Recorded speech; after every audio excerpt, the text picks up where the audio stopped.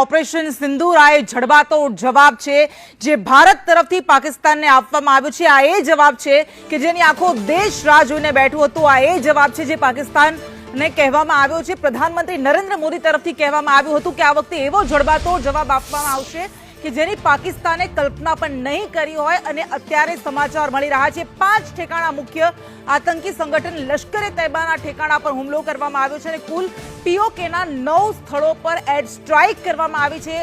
ભારતીય સેના દ્વારા અને એરફોર્સ દ્વારા આ સંયુક્ત ઓપરેશન હતું અને નાપાકે પોતે સ્વીકારી લીધું છે કે 5 ઠેકાણા પર ભારતે હુમલો કર્યો છે અને આ એ જવાબ છે કે જેની રાહ જોવાઈ રહી હતી। 22 તારીખ પછી આતંકી હુમલો કર્યો હતો આતંકિસ્તાને અને 26 નિર્દોષ જિંદગીઓને લઈ લીધી હતી અને કહેવાય રહ્યું હતું કે આખો દેશ રાહ જોઈ રહ્યો છે। એ જવાબ આપવામાં આવશે કે જેના કારણે પાકિસ્તાન ફરી આવી હરકત ન કરે, આવી હરકત હિંમત ન કરે અને પહેલગામ હુમલાના